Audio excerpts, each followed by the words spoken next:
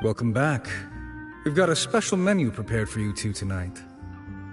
Yay! And there's good food too! No, the boss is the best. Ooh, desserts! Nice! These are all Paimons!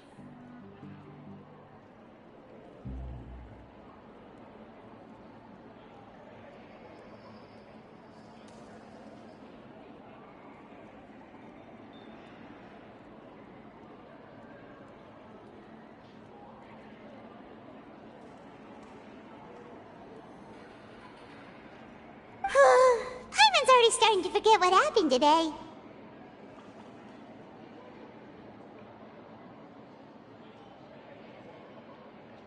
Oh, that voice. Is that who I think it is? Huh? It's you two. What are you doing in Fontaine?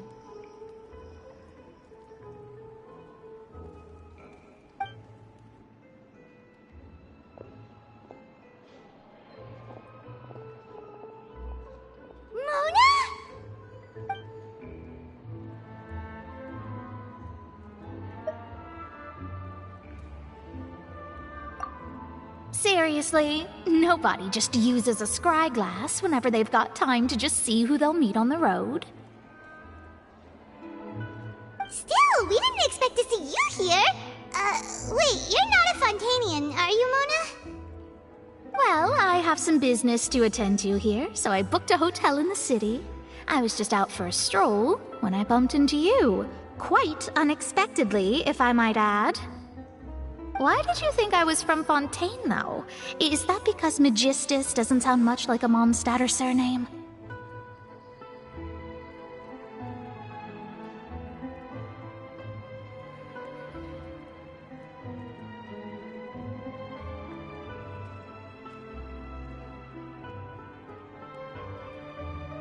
Yeah, let's go with that. Well, I used to have my own surname, which was, well, some other thing. Either way, the old hag told me when she took me as her disciple that the first step to being a great astrologist's pupil was to change that name. There was nothing for it, really. She really is amazing at astrology, so I changed my name to what it is now according to her wishes. To my surprise, however, Magistus is not the name of some ancient house or clan. It isn't? Nope. Although it is used by us in place of surnames, it generally just means great. Wow! Imagine including a boast in your name. Wait, are you gonna have to put that into your genealogy as well? I reckon so. In any case, I'd give my disciple a name like this as well, if I were to take one. Astromancer Barbeloth Trismegistus.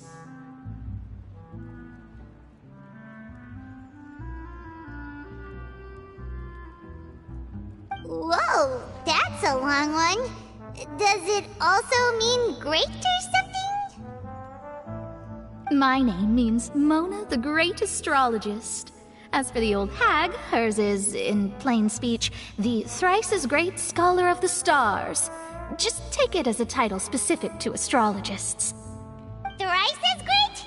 That's so petty. I know, right? That's just how she is. She used to call herself Magistus, actually, but once she took me in, she changed her name to Trismegistus. Talk about excessive. Magistus is thus the calling card of our school, so to speak, which makes it about the same as a surname. It's all right if you don't get it. You can look into it further should you need to study astrology more deeply. That sounds terrible! But anyway, you're not Fontanian, are you, Mona? You're from Mondstadt, right? Well, I was born in Mondstadt, yes. My parents migrated to Dornman Port, and I traveled with the old hag for a while, after which I settled down in Mondstadt City. Oh, that's a good thing then. At least we know you won't be dissolved by Fontaine's waters.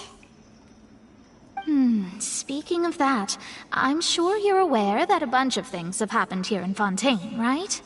I know you're not a local, but I'd avoid getting too close to any water that looks strange all the same. There's something ominous about it. Well, the water, I mean.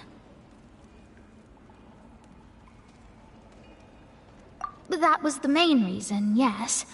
Just a while back, the Steambird invited me to take part in a panel and speak about the circulation of the prophecy as an astrologist. The invitation was sent quite early on. I don't think anyone expected Fontaine to be in this much trouble. What do you make of that prophecy, Mona? Just tell us what you think as an astrologist. Your word would go a long way to make things more certain and less scary. What I can tell you is that I'm an astrologist, and that this prophecy concerns the fate of Fontaine, even that of all Tevat. Ascertaining this is akin to reading the fortune of the whole world. I'm afraid that this is not something that just anyone can do.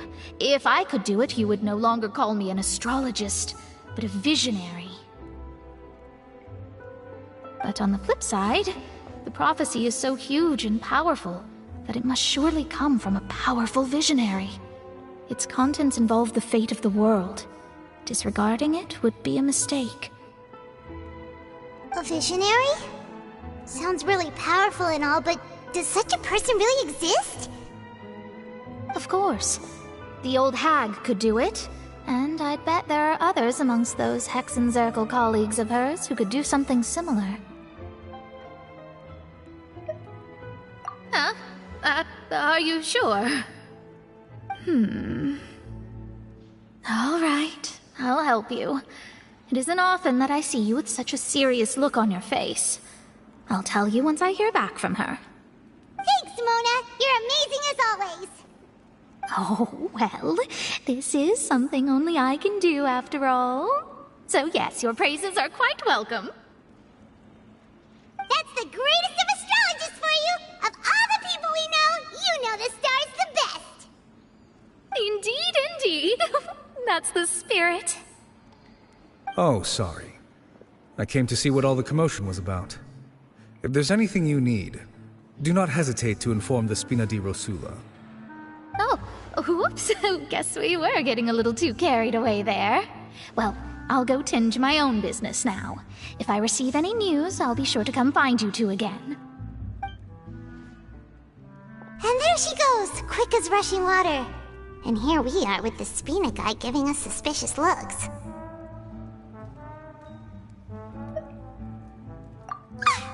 If Paimon hadn't spoken for you, it'd be you getting all the weird looks! Huh. The things Paimon does for you! That's more like it.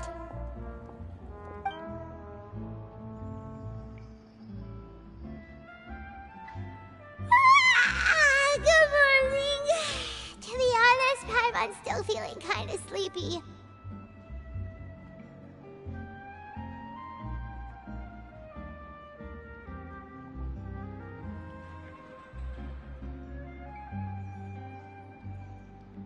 But it's time to get up, Traveler. We agreed to go see Neuvillette, so let's pack it up and get going.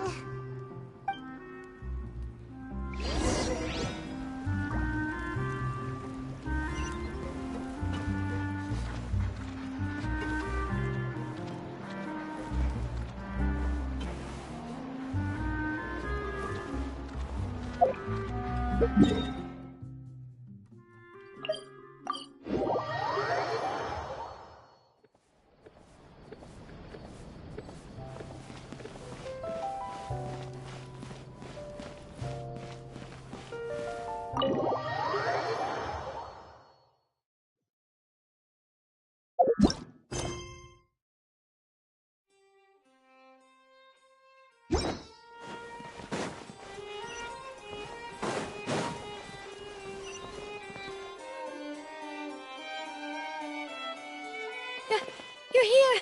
Finally!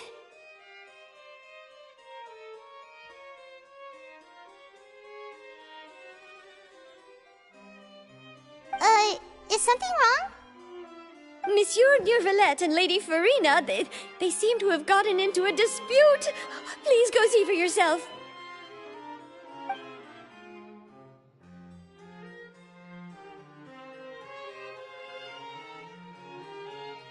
Like I said, I've already explained everything.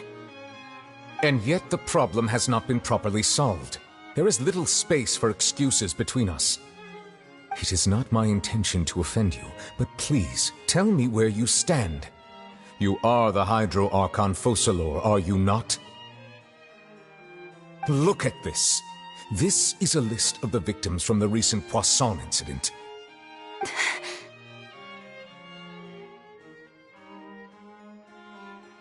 You mean... they're all... We did not arrive in time to avert this disaster, and I will not have it happen again.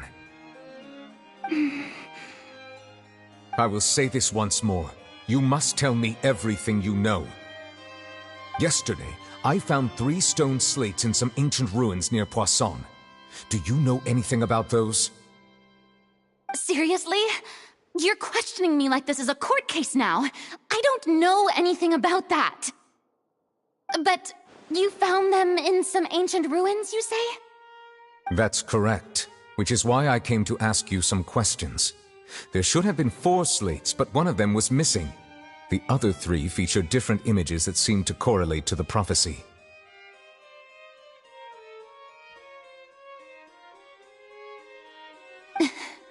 The prophecy? The second of these slates depicts the previous Hydro Archon Egeria kneeling before a floating island in the sky, as if confessing something. Do you know nothing of this either? I don't. I've never seen such slates. I'll ask you again. Do you really have no information regarding the previous Archon? My deciphering of the slates indicates that the Hydro Archon Egeria once had to confess to, or apologize for, a certain sin. If anyone would know about it, it should be you. All gods don't have the same secrets, you know. She was herself and I'm me. Is it really so strange that I know nothing? I understand your concerns, but I'm sorry. I just don't have anything to tell you.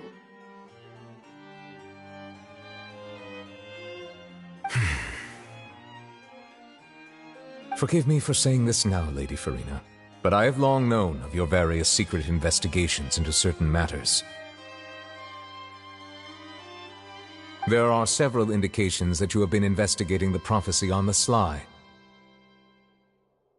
This is not strange in itself, considering that you are the Hydro Archon. But it is strange that you should also claim to not know any of Egeria's secrets, as well as do nothing following your inquiries. You have never been as superficial as you have presented yourself to be, nor are you a fool. And yet, your behavior is very inconsistent.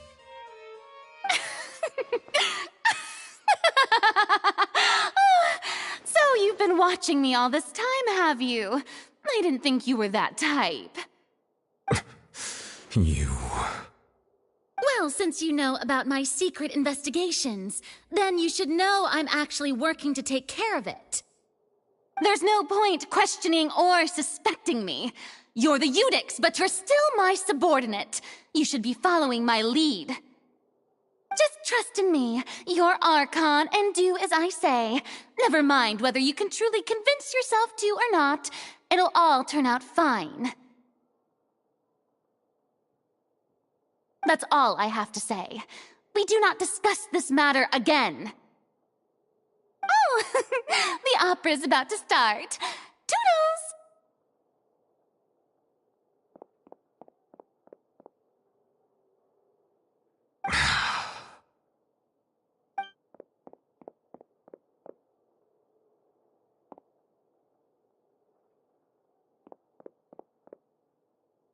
Did Farina not notice us standing by the door?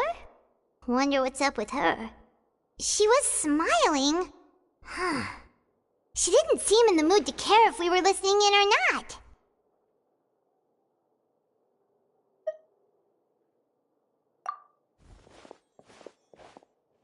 I assume you've been outside for a while now? Oh, you noticed. seems Farina didn't even realize we were here. She was in a great panic, though I cannot discern the reason. Our discussion reached impasses time and again, a state of affairs that we cannot allow to continue. Still, I do not understand. Dialogue is the basis for understanding, so why did she keep refusing to engage?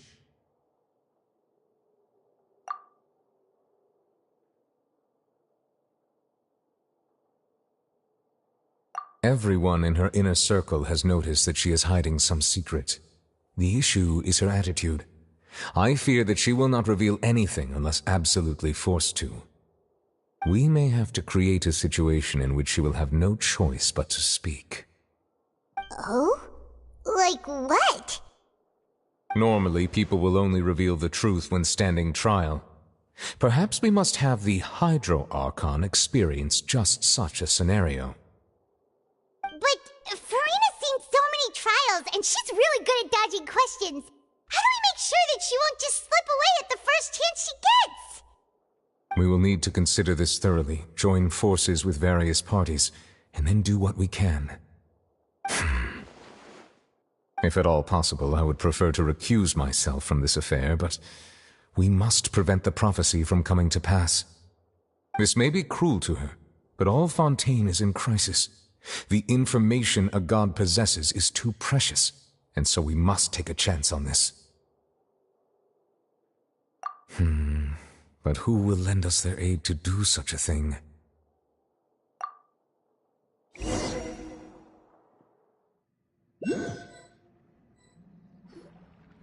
Well, that's everyone, huh? Speaking of which, it was pretty smart of you to think of hiding here. Poisson was just involved in a disaster, so it's presently devoid of people. That naturally makes it the best choice. And here you are drinking tea like it's the most natural thing in the world, huh? That's what families should do. Sit and enjoy a leisurely time together. It's nice to enjoy tea here, you know? Care for a cup? Lend me your ears, everyone. Or perhaps one of you might like to start us off. How about you, friend? Me? No, I don't think I can. Then, how about you, good sir? I fear that I will cause the mood on this boat to become as somber as it is in court. Well then, I guess we're lucky we've got a local like me to organize things. Wonderful, the spotlight at last. I guess I'll be facilitating things from here. That was a little long-winded, don't you think? Oh, you might be right. Anyway, to cut to the chase, our friend here, the Traveler, has brought us together to discuss something. As for what that is, well, let's start by saying that we'll be pooling our efforts together to create a series of traps. Oh, how intriguing. Well, it's just an expression, really. One that I just learned from Chlorand, and used on the spot. So, let's invite her to explain in detail. A round of applause, please. Huh? Didn't you say that you would be facilitating this? Oh, come now. Your work doesn't involve much public speaking, right? This is a good chance to practice. You might even pick up some fancy oratory tricks to impress your boss with in the future.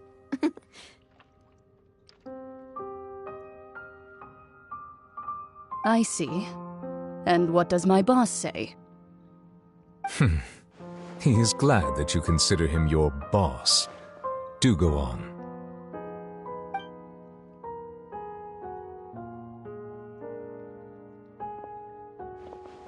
In that case, do any of you have experience hunting? Not that I recall. Fremine and I once used a wooden stick in a basket to catch wild rabbits when we were younger. As for Lynette, Oh, right. You were sick that day, weren't you? I've also gone diving to catch some fish before. Does that count? I'm afraid not. You may or may not have heard. but Fontaine once played host to a group known as the Marechaussee Hunters.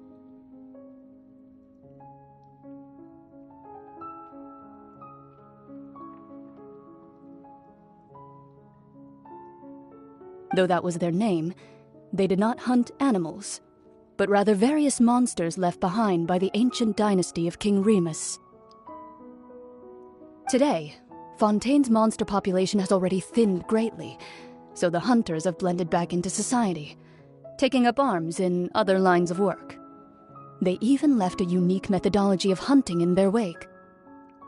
A trap comprises of the following components: bait, a trigger, and a containment device. Sometimes a lethal implement will also be necessary to deal with the prey.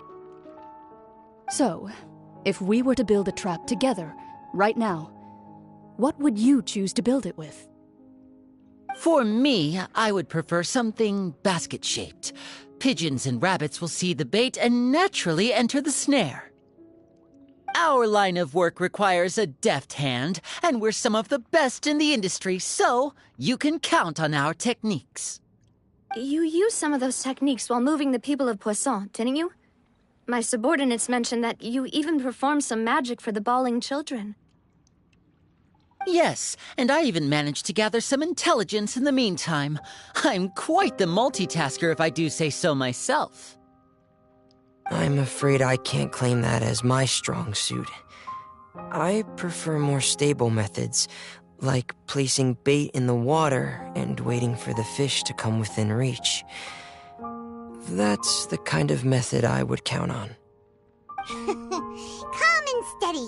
Exactly the kind of person who would catch loads of fish. And I can be their assistant. With discretion, I'm sure. I'd probably use some sort of mechanical animal.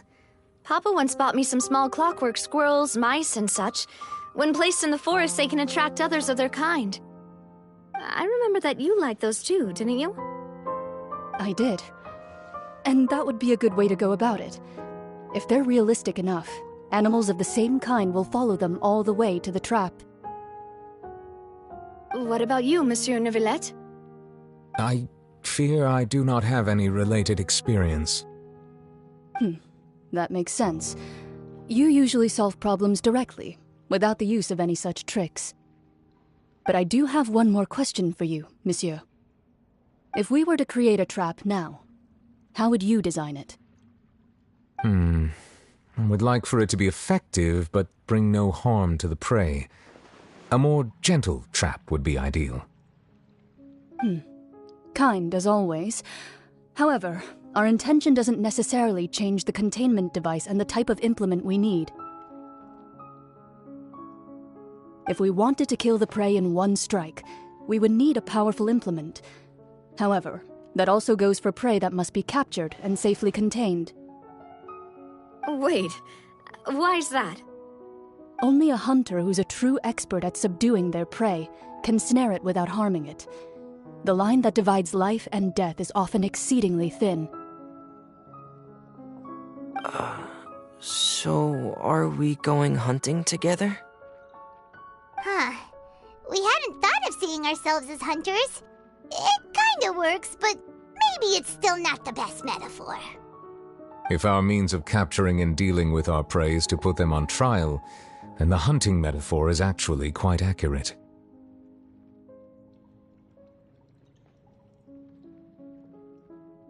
But we shall require much more courage than any hunter to judge a god, a being whose seat is an exalted throne. Oh, so that's what's going on. Sounds very interesting.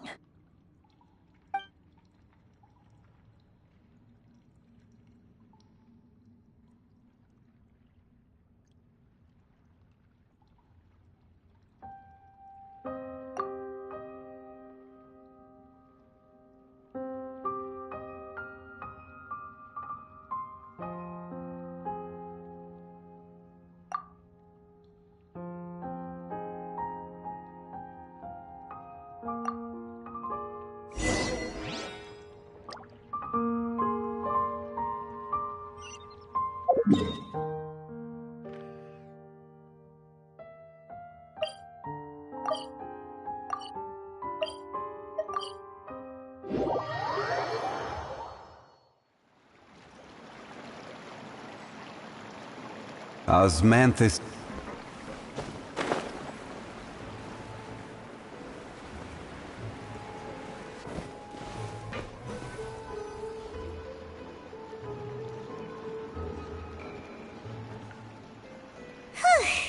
It's been a tough few days, hasn't it? So much has been happening. Paimon didn't think the meetings would go on for so long, but everyone seemed pretty fired up, huh? Paimon thought they'd be at least a little frightened. Well, Fremine was, now that Paimon thinks about it, but everyone else just looked a little surprised. Well, it's hard to say. Paimon doesn't have any experience with this sort of thing. But with you around, Paimon sure will do great. After all, you're the most reliable person in the world, aren't you?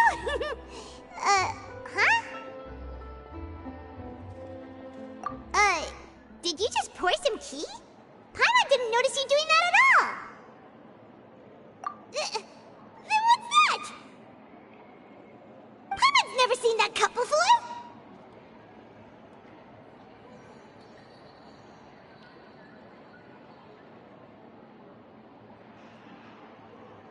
Don't be frightened. I'm just joining you two for tea. I merely refrained from saying anything till now.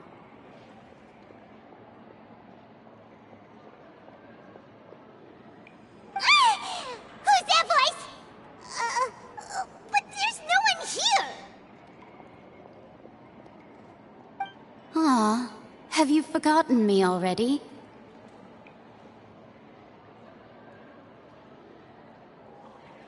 Wait, you are familiar. You're the voice we heard from the sky in Sumeru.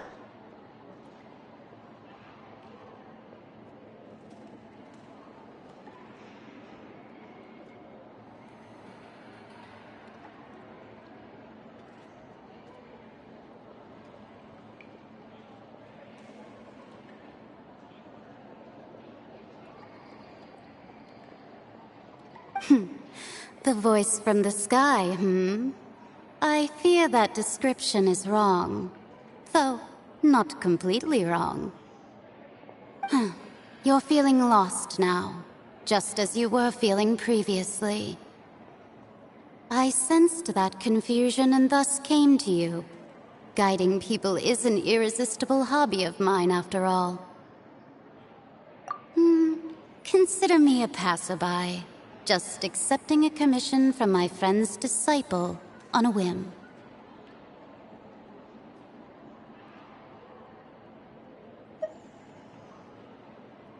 The prophecy. Yes, what has been prophesied will be fulfilled. You may view such things as the history of the future.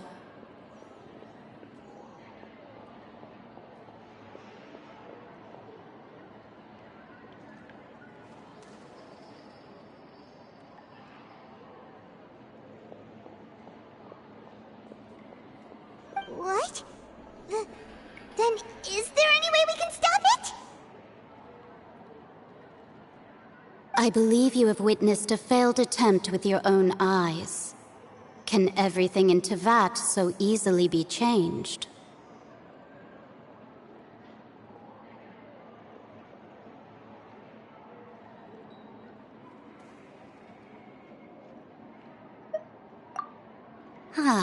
So you've caught on. Just as prophecies are usually only the future as seen from the perspectives of the gods, could things be happening in hidden corners where the gods' gaze does not fall? Are the things that you shall see different from the fate that the gods perceive?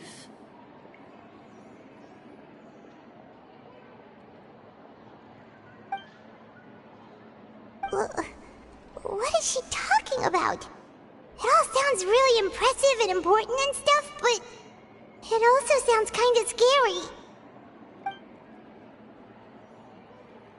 I believe that you understand, right?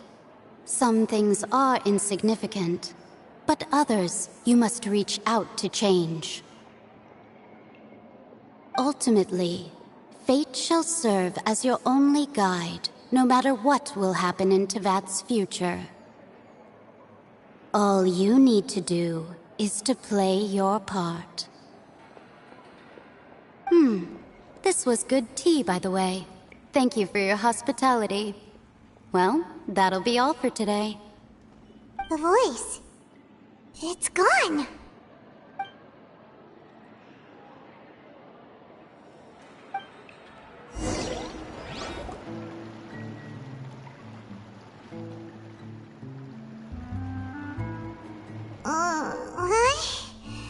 I want to hear someone talking.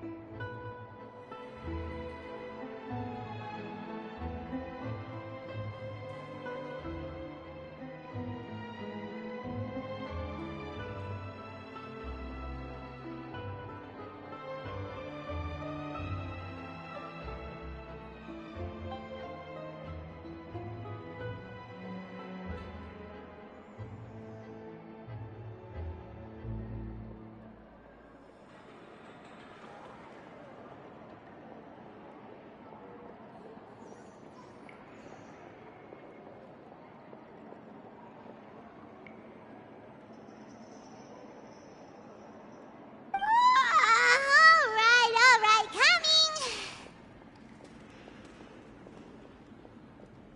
Hey, it's you who's getting lazy, okay? Well, I see I've walked in on some lively banter. Luna!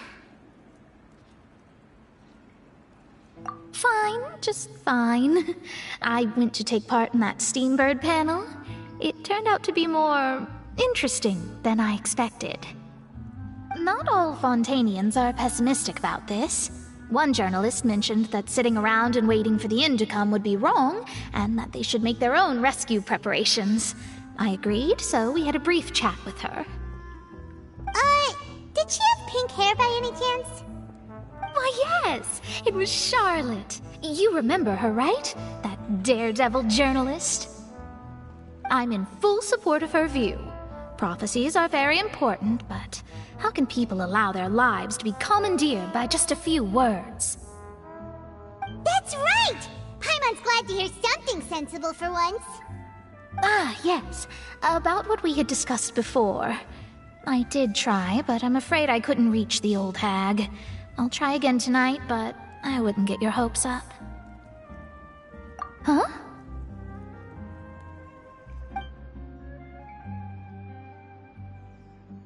Goodness gracious. Are you serious? She said that even the god's gaze has blind spots. Pretty bold if you ask Paimon. Most people would believe the gods to be all-knowing, right? The Hexen Circle members are certainly anything but ordinary. As for the mage named N, the old hag has mentioned her a few times. She said that N's sense of direction is incredible, and that she loves guiding those who are lost. But I've never met her, and if she were still alive, she'd be... Well, suffice it to say that the hag's at least a few hundred now, and N's been around for longer than that. Whoa. The Hexen Circle sounds like a scary group. But they must really stay in shape to live so long. Their abilities alone are pretty terrifying. If she came to see you personally, then the problem you're facing must truly be of great importance. Well, it's not like Paimon could understand anything she said. Yes, she was quite cryptic, but I suspect she means that there is still a way to turn things around. She didn't say when or what that would be, though, so... Perhaps it is something that you cannot know right now.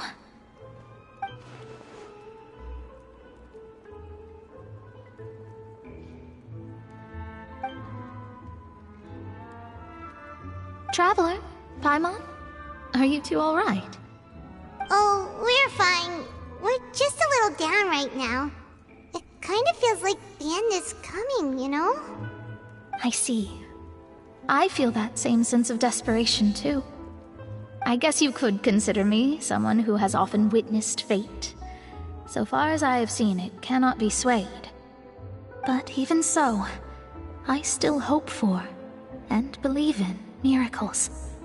Astrology is eternal and rational, but fate may not be. It is cruel, but it can also be beautiful. Perhaps that's what N was trying to tell you. Not to lose heart, and to believe that what you are seeing playing out before you is not yet set in stone. I did originally think of steering clear of all this, but I couldn't. Even if this is all futile, I still wish to help everyone. If we don't struggle to the last, then how can we face the end when it comes? Huh. You do have a point. There I go, talking about astrological principles again.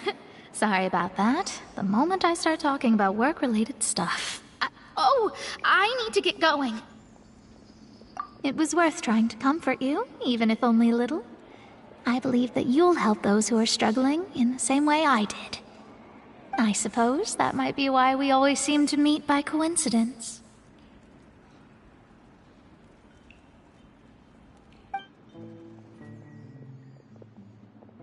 Paimon feels kinda moved by what Mona said. But also kinda sad, too. Hey, Traveler. Paimon suddenly feels like going outside for a walk. Let's go.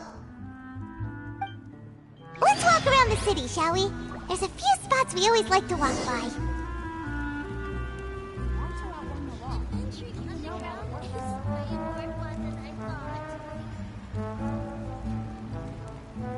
Every journey has its final...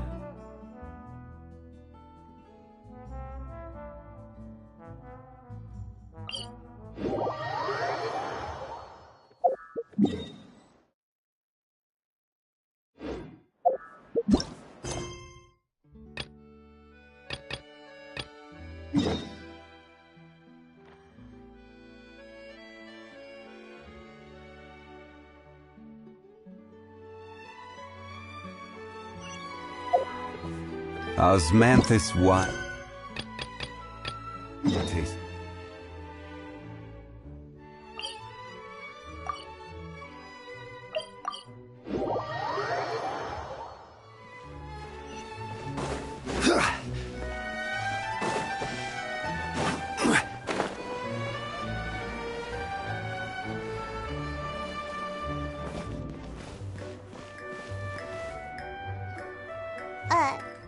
Huh? Our names are written in this newspaper. What's going on? Let Paimon see! The underwater stronghold, the Fortress of Meripede, has continued in its noble autonomy, but that does not mean that others cannot interact with it. My recent attempts to enter the fortress bore little fruit. Huh. Guess Charlotte still hasn't given up on that.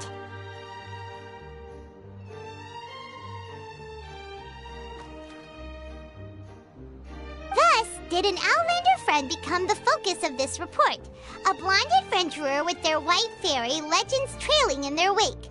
It is said that this mysterious traveler once visited the underwater fortress. So while the fortress's interior remains a mystery behind closed doors, do not fear, for the tales of the traveler contain surprises in spades. Journalist Charlotte's biggest scoop yet, the Traveler's Trail, World Walker. Huh. Charlotte took so many awesome photos of us and we never even noticed her. She hasn't been able to get a hold of anything at the fortress, so since we're easier to find, she's using us as the subject matter instead? Ugh, seriously? Well, fine. Those headlines and photos do look cool, so Paimon will forgive her this time.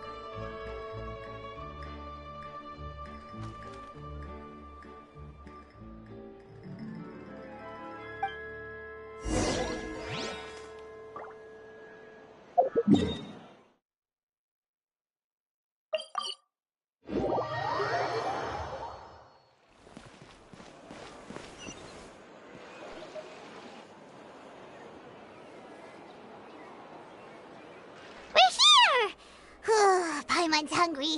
Should we go in and get something to eat?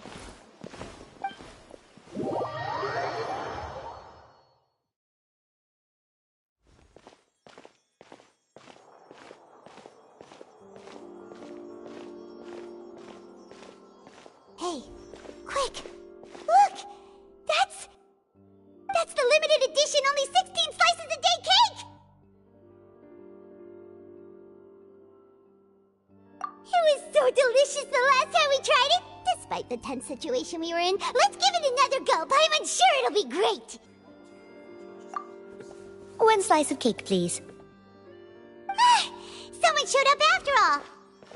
Oh, wait, you're the one from the Palais Mermonia. Oh, are you here to buy cake too? It seems Monsieur Nervalette was right. You really can eat. Wait, did he really say something like that? That's right. Even he has his own preferences when it comes to food. As for me, I love the cake and coffee here. Do you come here often? Usually every day. Every day? It's part of my daily schedule, apart from work. I shall have my cake and coffee.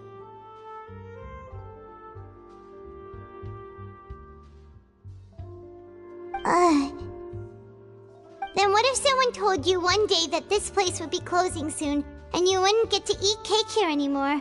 What would you think? But why would it close?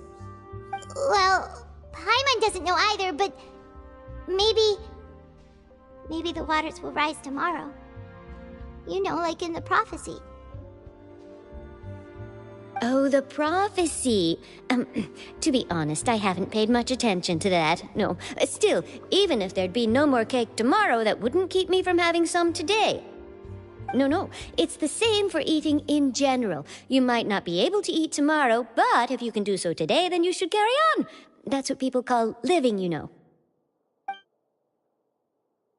Huh. Don't be sad. Excuse me, could I have 2 more slices of cake to go? These 2 slices are for you. Sijuin said that this kind of expression you're making is what humans call being sad. Oh, you know Sijuin? I sure do. She was born before me, and she sometimes comes to the surface to teach us things about humans. She said that humans are creatures that are saddened easily, yes, and you can only lift their spirits by feeding them delicious food. So please try the cakes here. I've got something else to do, so I'll be going now. You two try to stay in a good mood after eating, all right? Bye.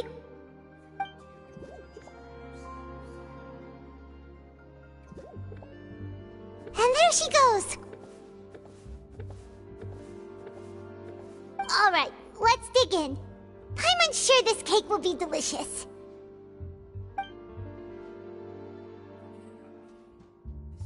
It's more delicious than last time, and the flavor gets even better with a sip of tea. It sure would be nice if we could come again tomorrow. Sure would be nice if we could always eat delicious food here. What did you want exactly? Art is the key ingredient in fine dining.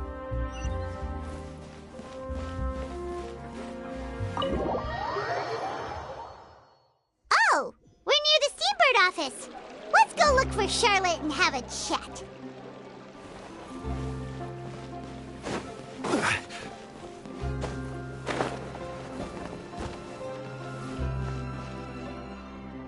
Wow! If it isn't the Traveler and Paimon! Oh, have you seen the article I wrote about you? Ha! You've got some nerve! You just used us to make some quick mora! Oh, you needn't worry about that. I heard that you were in Poisson some time back, so I sent you a letter to discuss just that. It appears you didn't receive it, though.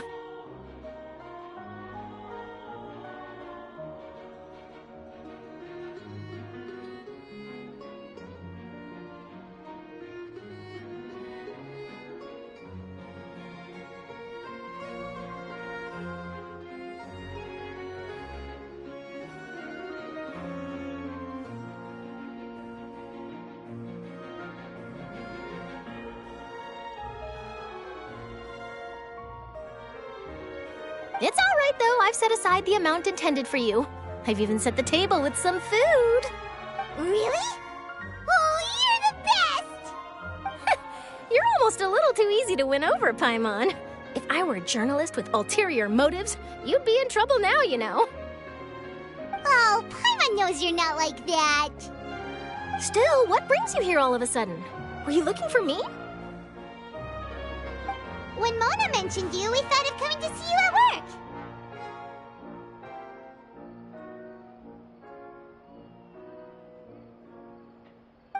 I see! It seems you've already bumped into Mona here in Fontaine. So she mentioned me? What did she say? She said that you're a real daredevil of a journalist. Nice.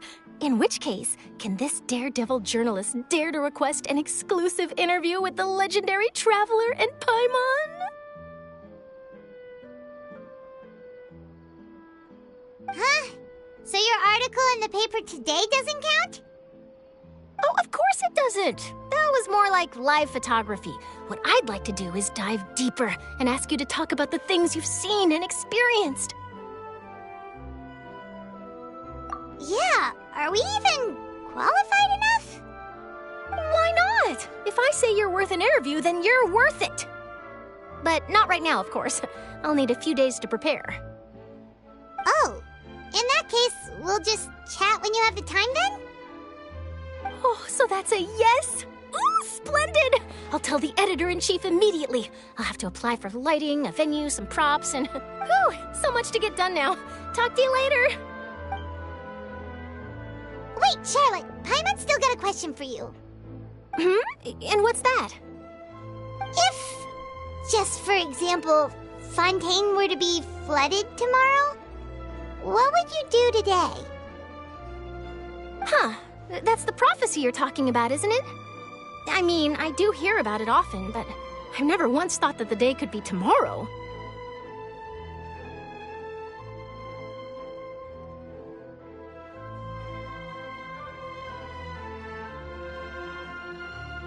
if you're seriously asking, then I might try and think of a way to leave Fontaine. Oh, but I'm still a journalist first and foremost. That means I have a duty to be reporting from the scene. And secondly, I wouldn't forsake my homeland that easily. From what I've seen, most people don't know what they'd do should the worst come to pass. In truth, it might be better just to behave like normal rather than worry over such an end. So in all likelihood, I'd probably still be prepping at the office for that interview of ours. I know what you're thinking. That sounds a bit sad, but I've always believed that it's best to do what you enjoy. Just think about it. If this nation really were to be suddenly destroyed tomorrow, but I still successfully finish an exclusive interview with a truly unique person, then the story I would wind up writing would truly be timeless. And then do you know what I'd do? Well, I'd write that story, send it for printing, and use messenger pigeons to get copies out to the various nations as soon as possible. I'm not a dreamer, nor am I a workaholic, but I do love my job, and I'd be proud of leaving such an article behind. I guess you could say that I was born to be a journalist. But anyway, that's my answer. And on that note, I'll get back to my preparations. That's so nice. All of a sudden, Paimon actually kinda envies her. Anyway, let's go and take a look at the sea, shall we?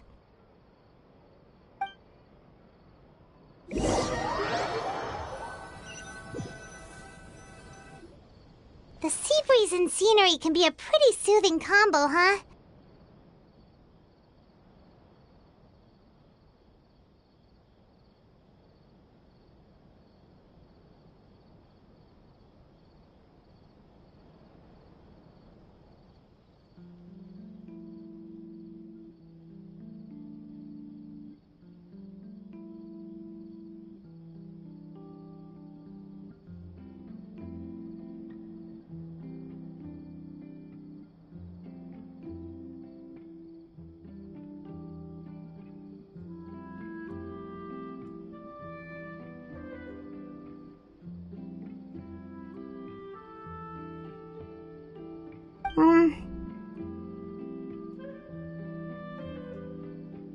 Paimon's been thinking.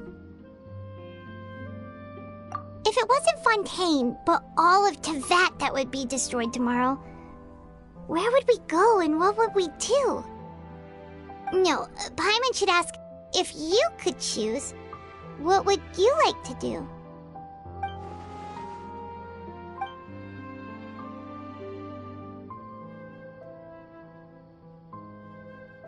We've always been moving to the next destination, so we haven't spent much time thinking about these kinds of things. We didn't have to either, with us always being on the road and whatnot. You mean, still traveling?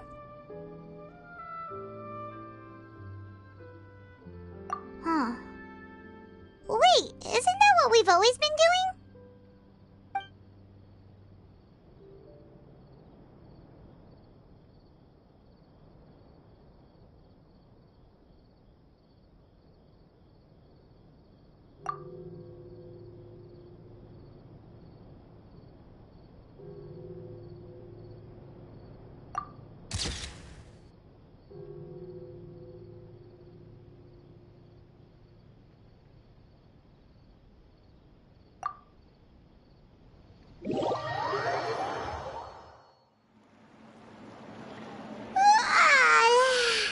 Feels like you'll grow mold if you stay here long enough. But it's still better than the Fortress of Meropide, that's for sure. It's not only damp there, but salty too.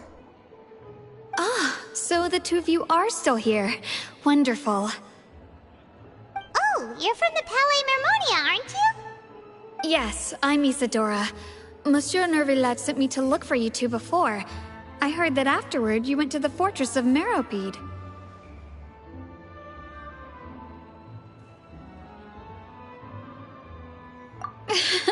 Not at all. I'm well aware that you're friends of his. Actually, I'm here to pass along a message from him. Yes, inside the Opera House. The Maréchaussée Phantom has declared the incident a small-scale riot. A Well, that said, I don't personally think it was that serious.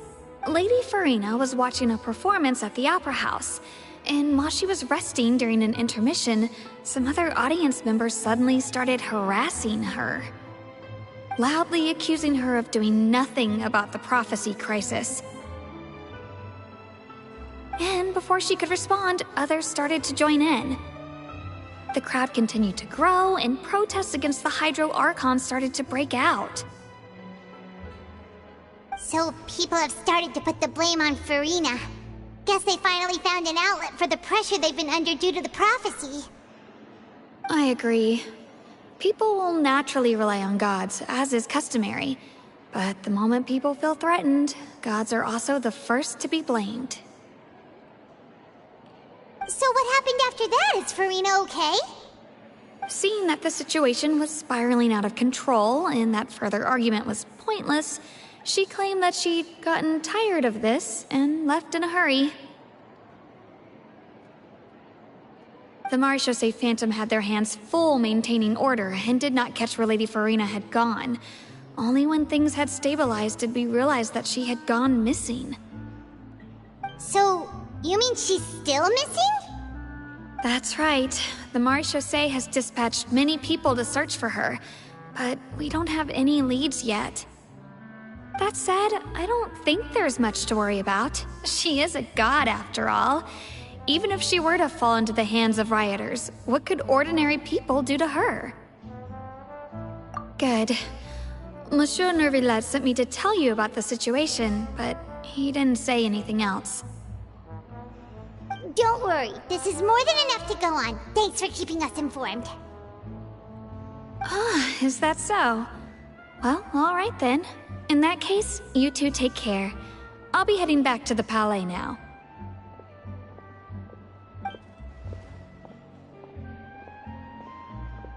Well, sounds like we should hurry over to Poisson then. If we know Farina, she won't try to fix things in this situation.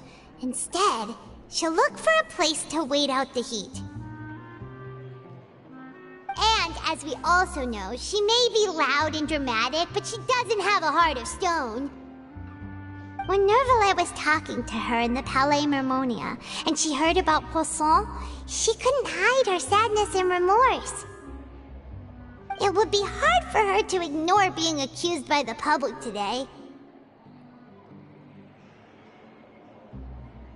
Paimon thinks Farina's probably taken the opportunity to slip away to Poisson and try to relieve the sense of guilt that she's feeling. Huh! Well, what do you think? Paimon knows the answer, of course, but Paimon can do the analysis to back it up, too. Cool, huh?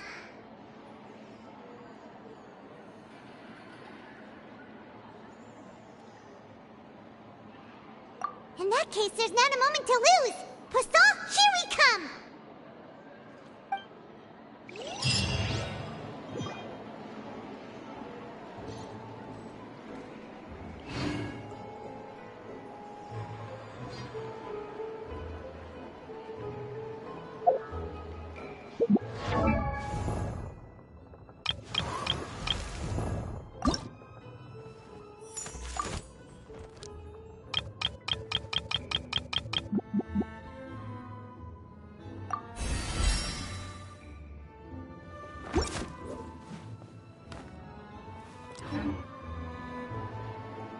Osmanthic.